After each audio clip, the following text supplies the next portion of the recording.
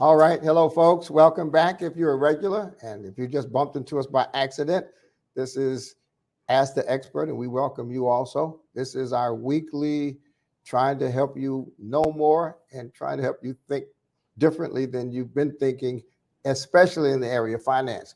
We started this series on the first Wednesday in April 2020 because it was our best and highest use of time during COVID when we couldn't have meetings, we couldn't have seminars, we couldn't have conferences without the use of virtual platforms. And we just decided that it is an efficient way to continue doing much of what we like to do at D Free. You know that we're trying to help people achieve financial success, starting by managing and, when possible, eliminating debt, the kind of debt that you use to finance a lifestyle you can't afford. Now, our guest today knows a lot about strategic use of debt, and we hopefully will get into that. But I want you to know how grateful I am. I know we've got people from Louisiana, we've got people from California, we've got clusters in Chicago, we've got groups of people who are here every single week. But can I just beg you to do something? Don't just keep this to yourself. Share it, like it, invite people to it, spread the word, because the people that we have here are experts. Now, we talk about experts in a different way. Sometimes experts are people who just read books about a subject, and they read so many books, they get so many degrees, and so they're called experts. But the experts that we invite are experts who, of course, they've read books, but their expertise comes from their experience, and their experience is driven by their passion, and their passion is rooted in their values. And I just can't tell you how happy I am today to have a brother. I'm in Indianapolis right now, and I'm with a brother who is in Indianapolis right now, and he has played multiple roles. He has been the interim director of the Mid-State Minority Supplier Diversity Conference, and he'll say it correctly. He also is an entrepreneur himself, and I love the name of his business because I'm involved in a venture right now that could use some of his ideation to valuation expertise. That's his company, Ideation to Valuation. And he also has been involved in something called Accelerator Plus. All of these activities are designed to help people in general, Black people as often as possible, take what they have and grow it into a thriving business that ultimately makes an impact, makes profits, and leaves a legacy. So the person of whom I'm speaking is none other than Daryle L. Johnson. Brother Johnson, thank you for spending this time on Ask the Expert. Thank you for having me. Looking forward to a great conversation. When I meet men like yourself, what I realize is that we are just by nature, those of us who are entrepreneurs, what people have coined multitaskers. It's hard to just do one thing all your life and then just die. And you've developed the science of doing multiple things, but they all are coherent. And if I'm right, you really aren't doing multiple things. You're doing one thing with multiple dimensions. So let's talk about how you grew from just being a normal African American male growing up in a Black neighborhood, raised by Black parents, and ended up being this business development guru that you are. Well, first off, I appreciate the comments. My godmother had a birthday not too long ago, and she wanted me to come up on the mic and say some things.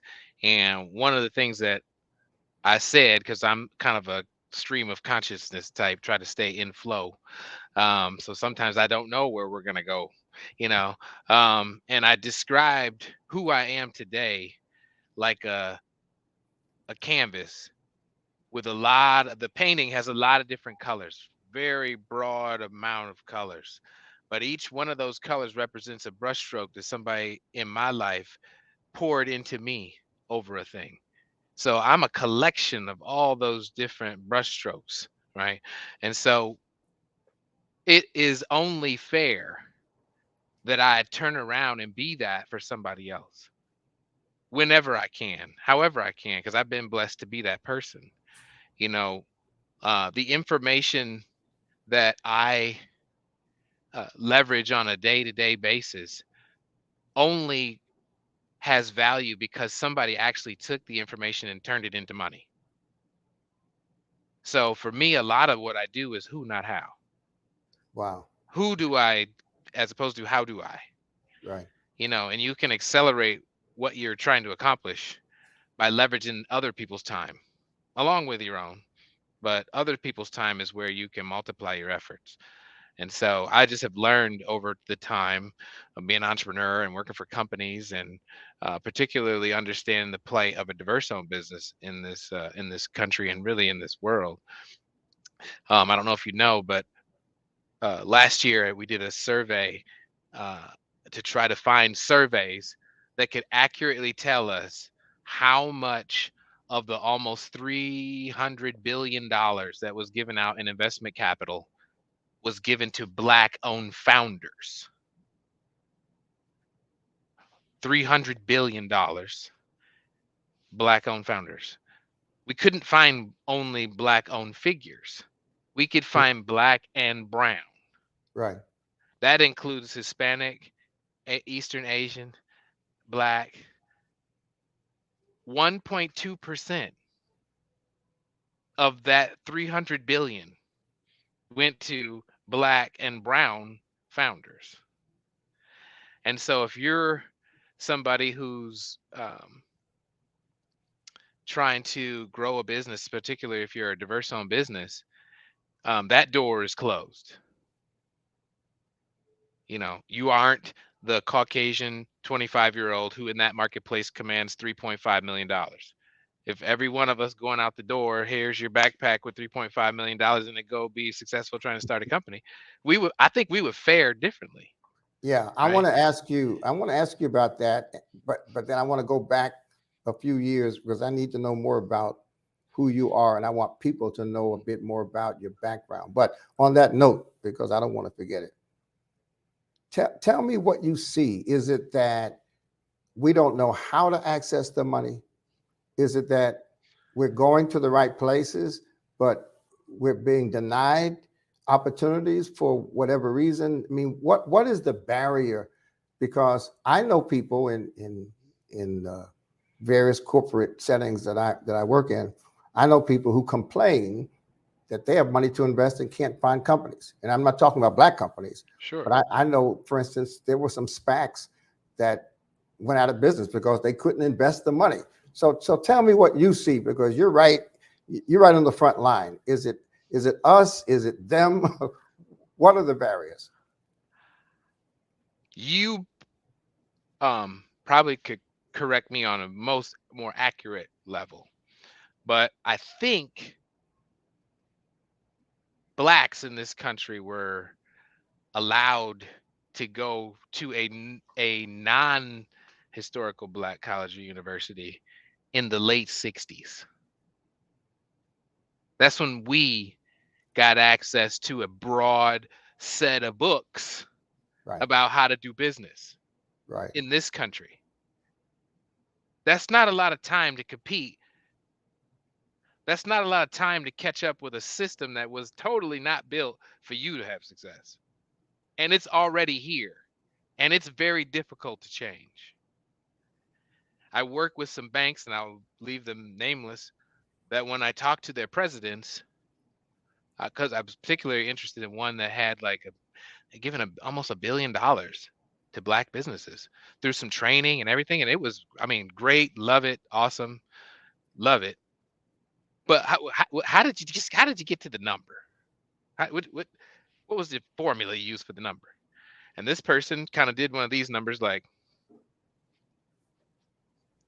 okay, I'm gonna tell you.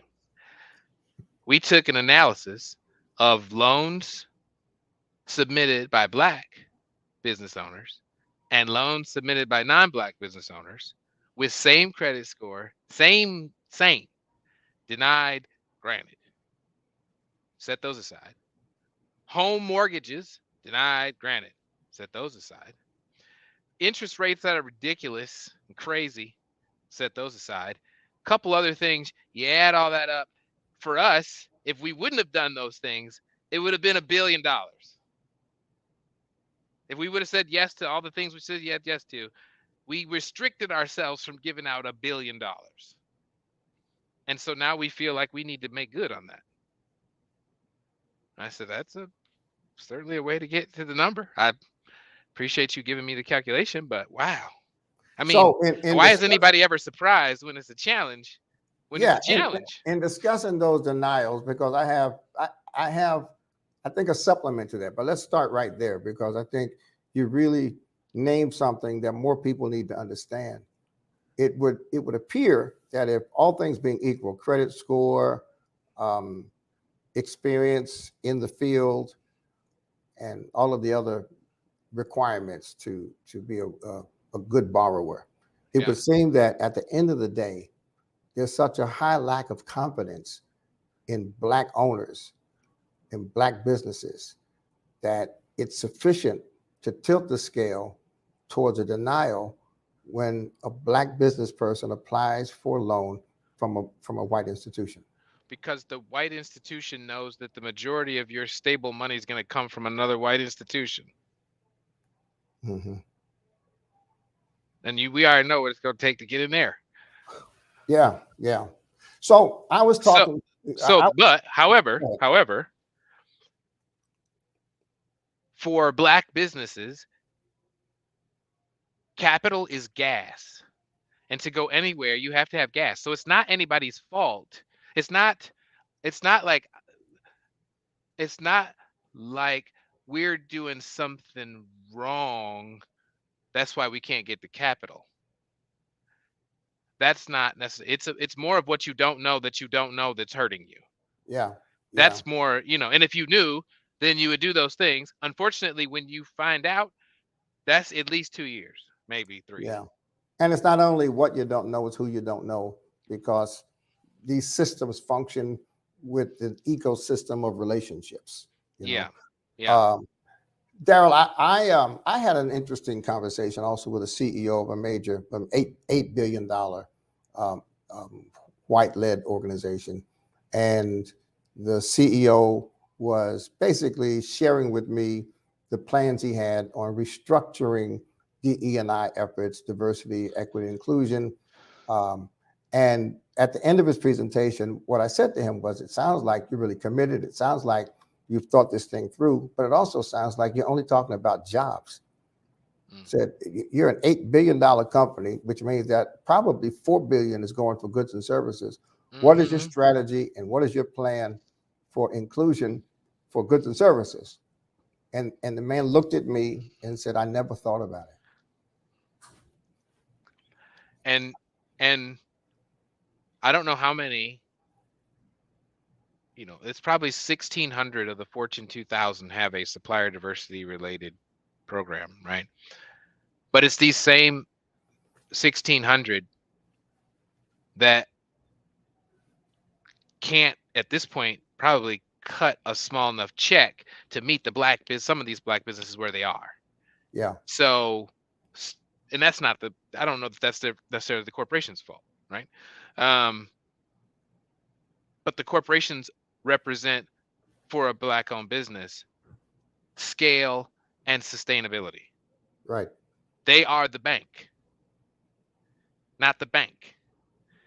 That's exactly The right. Black business has to grow its business on customer revenues. Right. Which are often so delayed in arrival. Even if we speed them up, I can't be strategic. Right. I don't care which way you treat me. I gotta have this deal. Right. No, Because that's this is right. how I make payroll. That's right. So let's pause here. Let's go back to the teenage Daryle Wow. Johnson. Listen, Wow. the inflection point for me was the day Martin Luther King was killed. Prior to that time, my focus was girls and sports. After that time, my life just changed completely. Was there an inflection point? At what point did you grow into having this kind of passion and focus? Because, with your skills and your articulation and your experience, you could probably triple your income serving some larger entity with stock options and bonuses. There's got to be some passion built into what you're doing. Yeah. How did you become the you that you are? again, lots of people poured into me. I remember being in 5th grade. I got in trouble for talking, and this teacher was, in my opinion, super prejudiced. I'm in the suburbs. I'm 8 or 9, and this grown man gives me like 1,000 lines. If you remember when you had to write lines, it's like the punishment don't the crime don't match the punishment. First off, I'm out. I have to go outside the room, sit in the hallway. So every time a teacher goes by or the principal goes by, what you doing? Why you out here? What you done? Blah, right? And the reason I'm out there is because somebody told me that school is where you go to learn stuff. Mhm. Except I have questions. I didn't get it. I have questions. So I still raise my hand and ask a question. And this is clearly bothering you, sir.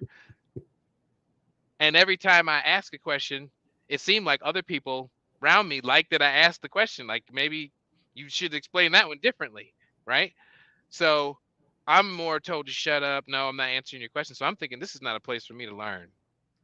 And then about 5th grade is about the same time they tell you, well, all the statistics say, if you ain't somebody knowing what you're gonna do by 6th or 7th grade, you're gonna be a nothing. I'm like, well, I'm not gonna be a nothing. I'm just gonna do it without school.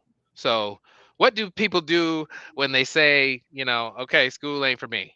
They go build cars, work on cars. They go into construction. I don't like either one of those. My mom is an artist, and so she always had a section of our house to do artwork, and that was what she was. She was a entrepreneur, and so I looked up this word entrepreneur, and I'm like, that's me. I'm going to be the first one to do $1 billion and have a 5th grade education and, tell other students that you don't have to listen to these teachers when your mom and daddy ain't around to filter what actually goes into your subconscious and what you start telling yourself about yourself that you should have never been on that conversation. No way, because it has nothing to do with if you're gonna make it or not. And so for me, entrepreneurship is probably that inflection point when I started really looking into it. I became an entrepreneur at 22 with a friend of mine's dad, and we did cell phone and paging stores in 1992 up in northern Michigan. And from then on, I always knew that I was going to drive my own revenue. I was going to, between this and this, this is all. I didn't have to count on nobody because people can say stuff and then they change their mind. No, I'm going to do it with this, And I've worked for places, and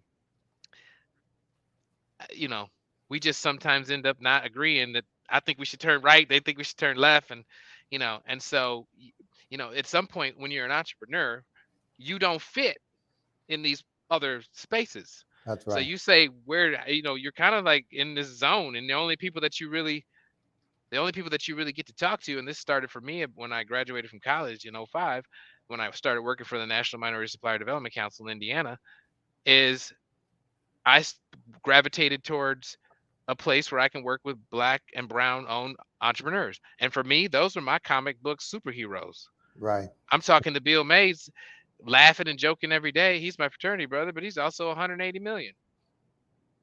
I told him, Yeah. Bill, one day I'll make more than you. He's like, "Ooh, you got a long way to go." Yeah, I love But these that. are my superheroes. All these folks that are business owners that I've known for 20 years are Yeah. like superheroes, of which some in my phone right now, unnamed names, but I think he'll do 700 million this year.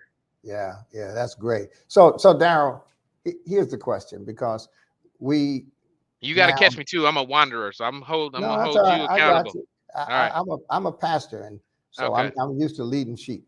Uh, Come on. Come on. uh, Here's the question, Daryle. I mean, we have a well documented historical record of what happened to Black people. And it Mm, seemed that every time we took 2 steps forward, they yanked us back. And a lot of that is going on right now. We know a lot about systemic racism. Stokely Carmichael tried to tell us in 1967 the difference between institutional racism and individual racism. And it's taken now all of these years for many of us to really catch on to the fact that you can really have some good white people whose systems deny you, even though you go to lunch with them and dinner with them. So, but we know that all too well. I'd like to know from you, because of all those notes behind you on that whiteboard, and because of all the experience I know you've had. I'd like 2 or 3 things that you can share with Black-owned businesses concretely, what should we be doing? I have a business myself that I'm trying to grow and scale. What should we be doing? What are the two or three key things that are foundational for future success besides calling your company and going from uh, from start to finish? But what are two or three things we can share with businesses that are sharing with us today? A lot of my experience comes from business to business, particularly doing business with the enterprise, the larger corporations. But what I think I'm going to share that comes to mind doesn't matter what your size. And these are things that I'm passionate about, not uh the number one, number two, number three. But these are because there's like number 1,000, and I don't want to scare anybody because that's what entrepreneurship means. It means wear 1,000 different hats. Um, but it would be one, you're going to take a lot of time, energy, effort to do your business. It's going to consume your task lists. You're going to be in meetings about it because the things you're doing, you believe are going to turn into money. Okay. So you got all that task and time aimed at getting this money. And even when I ask, are you out here trying to get this money? Like, are you talking about it? Are you really like making the phone calls and going doing the things? Because if you ain't doing the effort, I can't do your push-ups for you. So, but if you're out here doing what you need to do, trying to get this money, but then I ask you, what comes first? And let's say you're trying to make $1 million. What comes first? $1 million or $1 million mindset? This same person whose time, energy, effort, and all the activities aimed at going to get this money will say, oh, mindset. Easy. Okay. How much time, energy, effort do you have going into chasing mindset stuff like reading books and learning what the business model canvas is and doing research on your marketplace? And what are you doing there? Oh, well, not much of that. But isn't that how you get to the $1 million? Yes. Has it been a challenge for you to get to the $1 million? Yes. Do you see potentially why? You just go south about 20 miles to mindset, bust a left, and you home free. Right. But you got to go through mindset. You have to. Have to. So mindset, get a growth mindset, just that term, growth mindset first. Second, in order to be successful in business, to me, you have to be able to predict your revenue. You have to be able to think about bets you want to make 6 months from now, 9 months from now. Do I hire this person? Do I buy this equipment? Do I lease this building? You have soul music that sounds good because it's balanced. It equals itself. If something was off, you would know, right? In fact, if I just was playing herky jerky music, you'd be like, okay, it's been 10 seconds, turn that off. But a nice melody that's balanced. So many of our business owners, this is not just Black problem, not a problem, jump out into business, and I'm not sure if they know or not, so maybe I'll break it wide open on this show today. You will have recurring expenses. That means every month, regardless if you sell something or you don't, That's right. these expenses are going to show up, whether it's a software package or a person or a group of people or a partner that you have or another solution provider. Whatever it is, they're going to be recurring expenses. So I would recommend do not jump out with a non-recurring revenue model. Don't jump out with, let's say, a project revenue model. The day you sign the deal, you already know when the money stops. 6 weeks from now, a month from now, year, whatever it is, you know the money's going to stop. Recurring expenses, the larger you get larger. So you're going to want to know and count on your recurring revenue. So my beg for people, even though the project revenue model is sexy because you can jump out there tomorrow, get Canva, little Zoom account, go down to the Secretary of State, get your EIN number, get your insurance, get a couple more Fiverr people to make you a capability statement and a website, Wix, you're in business. But I would recommend you take a little more time, look at a tool like a business model canvas, where it shows you how to architect your business model so that you can build a value proposition that is recurring and that your solution creates balance. If you're going to create a stable model like this, your problem has to be recurring. If you want a recurring revenue model, don't go selling houses. Right. Go cut grass or That's do right. both. Get that recurring model in there.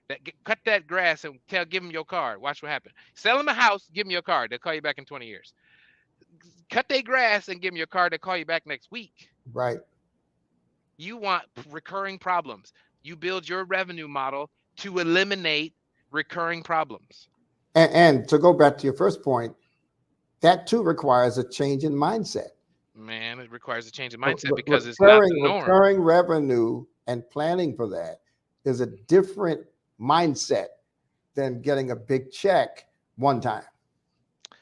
My last one, because we did a survey for our large corporations, and we asked them, and then we asked the diverse businesses also to see was there parity, and there was. What was the average time it took for you when you first knocked on the door of the corporation? How long did it take for you to knock on the door before you actually got a check? And the average was 3 years. So my diverse owned businesses, they get certified and they come on down and they say, cool, I'm certified. Where are they giving out where the contracts at? What do we got to do to get the contracts? Because I got these recurring expenses, so I need to get this contract. Okay, well, it'll be 3 years. Looks like you're due on 7/17 of 2026. And then when you get there, they're going to pay you every 90 days. Right. So you good?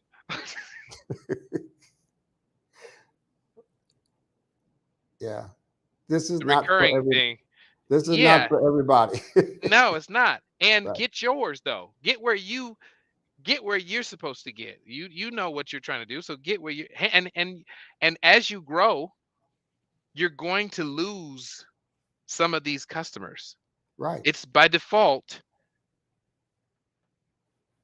The people that get you to the launch pad are not the same people that go with you on lift off. That's right. You can move me with a passenger van or a box truck to the launch pad, but you not the one who drove me here in the box truck. You don't get to drive the jet, the rocket. I tell folks it's like the difference between the obstetrician and the pediatrician. Yeah. The doctor that delivers the baby is not the one to treat your child in growth stages. And that's just the reality. So And you said, only thing I wanted to say was this is a time saver, because what happens is these diverse businesses put this conversation they just had with one of these folks in their funnel, I know, their sales funnel, and they call them a prospect. This is I my know. point for the third one. And we Yeah. have to redefine what a prospect is. A prospect is somebody who you met with, whom both of you agree there is something here. We should continue meeting because there's something here. We have budget, we have legitimate pain, and we have a process that allows me to pick little OU. We're not going to run an RFP. We're going to just we can pick you. That's why you stay, because they have budget, they have real pain that they're going to solve in a reasonable amount of time, and they have a process that allows you to pick them. Boom, that's a prospect. Everybody else is a suspect. You suspect this company you've never met with might be a good fit for you. Right. And then I say, okay, and you know that about the suspect because you've read at least 2 or 3 of their quarterly earnings reports. Right. And you saw something in there that's causing them pain or a gain that they want to get. You see how your company, no matter how small it is, can aid in that. Even if it's just 1% and they need 99% for somebody else, doesn't matter. You earned your way into a conversation and they will talk to you. But if you haven't even listened to an earnings report, you just going to show up and see if there's some magic in the room. They don't take those meetings. So Anyway. you've said 3 things. Number one, you've got to have the right mindset. Number two, you've got to what was the second thing? You've got to You have to it man, we both. recurring So recurring recurring revenue. you Woo, need recurring recurring revenue. revenue because Yes, you've got recurring recurring revenue. expenses. And Yes, three, you've got to know the difference between a prospect and a and a suspect. suspect. And you have to respect the process and how much time it takes. You have to. Let me ask you about ideation to valuation. Why should someone call that company for help? What is the need that that company addresses? So the biggest need I feel that we address, even though um um it takes a minute sometimes for you to realize it, is no one does this alone. No one does this entrepreneur thing alone. It's Right. kind of like saying when you get up in success, you don't have a coach. That everybody has a coach that I'm around. That's right. So when you when you start to say to yourself, I don't need to know anymore. I've had enough. I've had enough of learning and knowing. I'm ready to do. If you're ideation to valuation is an audit of your readiness to scale, and it assesses 36 different dimensions of your business. Wow. And once you get the assessment, we have a quarterly accelerator. This is the plan. So we're launching in Q4, probably Q1 of 2024, an accelerator that's quarterly. It allows for us to provide uh, milestone and rocks, which are your quarterly goal setting process for the business. We have visibility into your performance, and quarterly we meet to celebrate those who have hit their goals and shame those who did. No, I'm just kidding. Yeah. Celebrate those who hit their goals. For those that didn't hit their goals, we have a challenge buster session, which allows us to crowdsource as many folks as we can get on the mic to kind of share what held them back. This kind of sidecar coaching is big. Then there's some new content, always something new. And then we set new goals and we see you next quarter. Then we have a range of coaches that they'll go through outside of this quarterly experience that are working on mindset, that are working on messaging, that are working on your model, that are working on your money, that are working on the offer structure, your sales process, your delivery process. Are you software? Are you a business? Are you a platform? If you bring Mhm. buyers and suppliers together in 2023, you're not a trade show. You're Uber. You're DoorDash. So you change the way you deliver what you deliver to scale accordingly. If you're platform, you have to think differently. If you're going to be certified, there's a whole strategy for leverage and certification. Right. Sometimes the large corporation that you're going after provides the best referrals ever to their tier one suppliers, who those tier one suppliers, this is their largest customer, Right. who just said, I like Daryle. And why don't y'all meet and see if there's a way you all can figure out how to work together? Because I can't cut him a check. He's too small. And I'd really like to help scale his company and grow. And we'd really like to get that spend too. So if you bought from him, I can use the tier two spend and still get spend with his company and Yeah. still accomplish those things. Yeah. You're talking about a really comprehensive strategy Very comprehensive strategy that assessment. requires a team because no one person Absolutely. has all of the requisite skills to manage No, all of those tasks. And no, and that's you why shouldn't. and Yeah. that's why you bring back. You shouldn't, or you shouldn't even Yeah, want to. sure. Including business development. So Right. who do you want to meet? Because it's who, not how.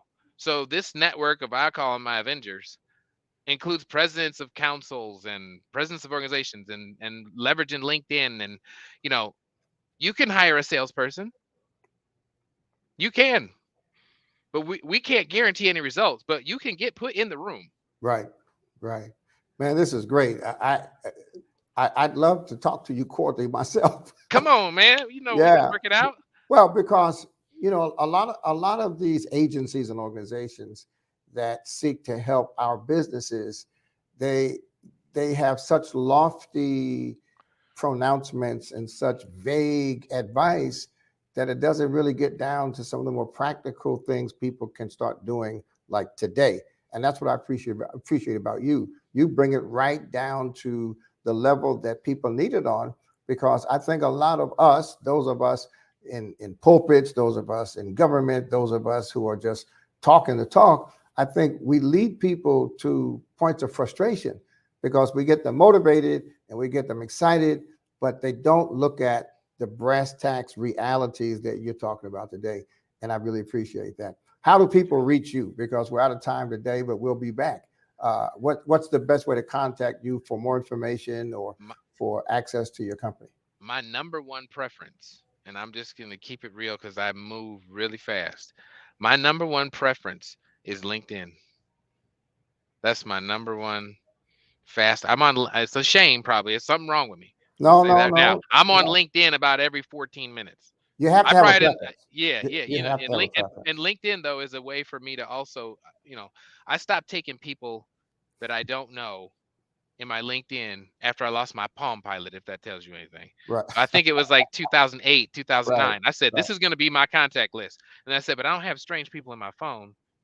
So I guess who cares? I'm just not going to take all them random cards from people and put it. No, my LinkedIn is clean, and I just did that for till today. And then some people say, well, I got, 500,000 followers. I'm like, dang, I messed up. I didn't do that. However, if you ask me about any of these humans in my LinkedIn, I know them and they know me.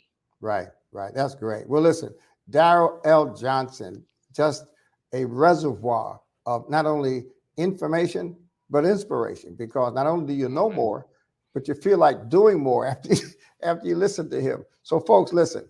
I want you to go to LinkedIn, look up Daryle L. Johnson, and I'm sure that relationship, that connection, that exposure is going to do for you something that would not have happened if you had not done it. Now, also, folks, remember, not this Saturday, but next Saturday, July 29th, 10 a.m., we've got 3 or 4 things happening. We've got preachers, we've got community leaders, we've got product development specialists, Mm, we've got digital program specialists who are going to share with us for free where their expertise is taken D free.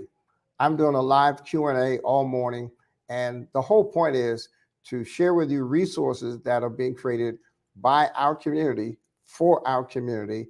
mm, They're culturally relevant, they are user friendly, and they're affordable. mm, That's where D Free has been since 2005. That's where we're going. So go to mm. dfreefoundation.org, register for free. This is not a fundraiser. This is a strategic move to Send help me this link. empower I'll our push it community. out too. I'll D definitely push Free it out in my dot network. Yeah, please do. Thank you. Yeah. dfreefoundation.org. Okay. And you'll get an update on what we're doing in Africa. You'll see pictures of our new job training center for deaf children in Ghana. You'll see the work we're doing in South Africa. You'll see the outsourcing we're doing to an entrepreneur in West Africa who's I need handling to get all of. with you. Oh, yes, sir. I'm So, saying some people have a mine in Zimbabwe that they need help with. They bought a mine, and I don't know how you oh, do yeah. that. You just go buy a mine, but they bought a mine, and now they're looking to get the workers and organize and all that. And I'm Well, sure it's. yeah, Africa is wide open, and only the Chinese seem to understand how to take that seriously. Mm, But Black Americans should be doing something yes. Oh my in gosh. Yes. Africa with Oh Black my people gosh. in Africa. They're waiting for us. And on July 29th, you'll hear from our team members in Africa who will tell you opportunities to serve and to profit and prosper in Africa. So go to dfreefoundation.org. It's all free. We'll be there at 10 o'clock Eastern that Saturday morning, and I can't wait to see you there. Daryle Johnson, thank you for joining me today, and I look forward to multiple conversations because you are a man with a plan that can really help elevate our community. So thank I'm you. doing the Lord's work. He gave me this mind. He gave God me bless this you. knowledge, and I'm using it for the betterment of my people. God bless you. God Thank bless you. you. All Thank you. right. Thank you. Take care. See you next time, folks. Huh. See you next time.